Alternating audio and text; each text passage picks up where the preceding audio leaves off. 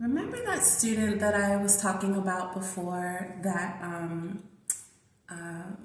was like logging in, logging out, logging in, logging out? Well, I updated you guys and I told you that he figured out the problem and he was so excited when he told me. And so today we logged in and he was so excited because his class was having a party. And so, he had his Pikachu shirt on and he brought his giant Pikachu for the party and he was telling me about it. And I'm like, we got to get some work done. And he's like, just excited and just talking and talking and talking and talking. And, so I was talking with him and still trying to get the lesson done at the same time. And, we related on a lot of stuff. And throughout the lesson, like at some point in the lesson, he told me that I was a great teacher, and I told him that he was a great student, and we just exchanged like this really like today was a really great lesson, and I'm just thinking like how I could have not experienced this if I would have went further with that initial assumption that he was just doing this on purpose and didn't care about tutoring and all that kind of stuff. Like, that thought came up in my head because there are kids who are, who don't care. But because I had the attitude that I had and I was still, open, he really surprised me today.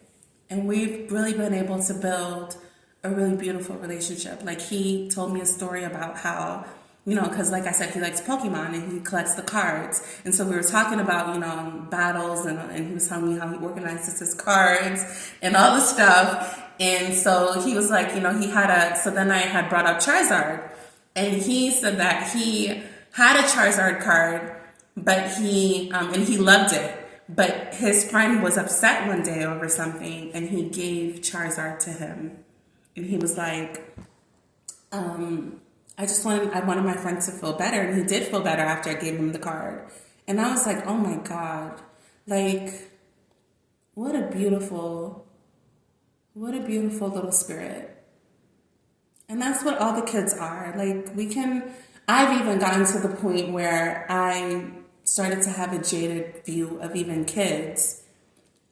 Because of all the things that we go through as an adult, we can lose sight of that world. But to be invited back in today was like, wow, the purity. Like, he really just doesn't know. And it's so beautiful to watch. He doesn't know about the pain. He doesn't know about hurt. He doesn't know about any of that kind of stuff. But I could also see some of the ways that even as a second grader, how he's already overcompensating for other people's feelings and how he's already, trying to please other people at the sacrifice of himself. And one part of it is like, I'm realizing it's not a bad thing. I hope he learns the balance. I hope he realizes that, like, what's coming up is, what is the balance when it comes to being kind? Is there a point at which you can be too kind? I think so. I think when it gets to the point to where it causes resentment or it causes all these negative feelings within you, but as long as you're able to be kind with an open heart and pure intentions, there is no limit to kindness. Because he didn't ask for the card back. Even though he said, I love that card. But it made my friend feel better. So I gave it to him and I didn't ask for it back after he felt better. Just, wow.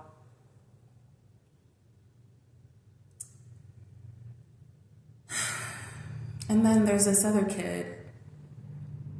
I'm trying to understand him. What I think is that he's trying to, because he doesn't want to do the tutoring, he's trying to get me fired intentionally. And so, and the reason why I say that is because, and you know, if he's successful at it, then that just means that this is not for me. Like, you know, it was my time to be fired. But the reason why I say that is because I've tried everything. I've tried everything with this kid. And some of the ways that he's moving already, and I think him and the other kid are the same age, and just the difference in personality and the difference in attitude is just mind-blowing. You can tell what kind of family the one kid comes from and what kind of family the other one that I'm talking about comes from. You can tell. And because he comes from, I'm sure, a family that's not supportive, a family that's manipulative, a family that is just pure toxic, I can only imagine the things that he goes through at home. I'm just going to pray for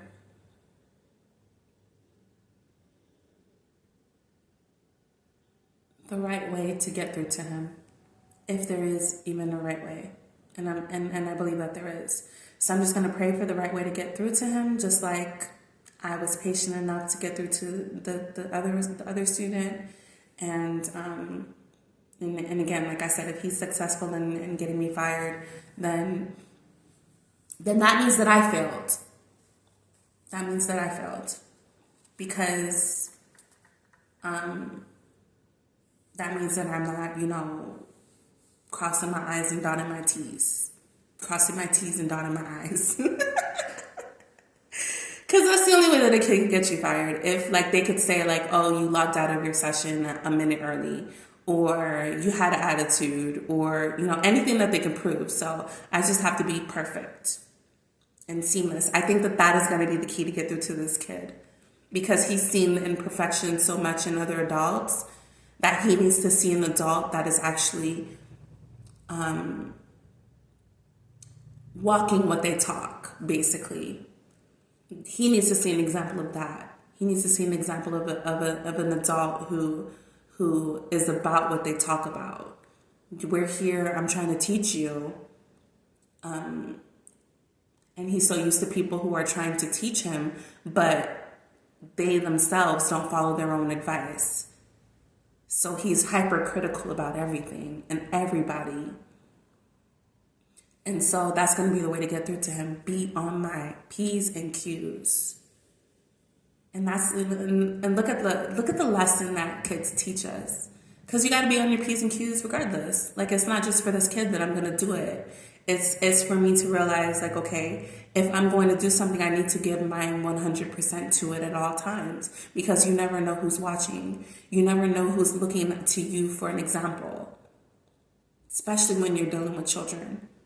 They're always looking at you and trying to see it. But because the other kid, the one who was kind and all that, because he has a supportive family who probably is, you know, who probably talks to him and is probably like, you know, I'm not perfect and I'm not trying to be perfect. He probably has parents and people around him who have those conversations. So he has a better understanding. He was even like, I think I had done something wrong in the lesson, and I was like, I'm sorry, like, you know, this is how it's supposed to go. And he was like, it's okay, everybody makes mistakes. And then he was telling me the story about how he was playing his video game, and he was trying so hard to beat a certain level, and he couldn't beat it. And then he finally beat it, and then he was like, you know, I got to the point where, you know, because I think it was God of War, I wrote it down, because it sounded like an interesting game. He plays God of War, so he was like, yeah, so, like, when I get certain points in the game, I become a bigger God. And I was like, dude, like, the amount of confirmations from this little, how old are you in second grade? 7-year-old? Like, come on. Come on. I haven't gotten that many nuggets from an adult in a really long time. But in 15 minutes, I got, like, my whole life changed by this kid. And so, yeah, just like the difference. And I'm sure the other kid who I'm struggling to get through to, I'm sure he has the same amount of kindness buried deep, but it's buried a lot deeper because of the things he's had to go through in his life already. His short life of 7 or 8 years old.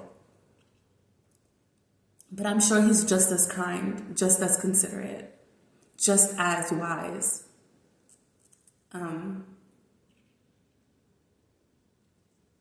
But it's buried because he can't be like that, unfortunately, in his environment.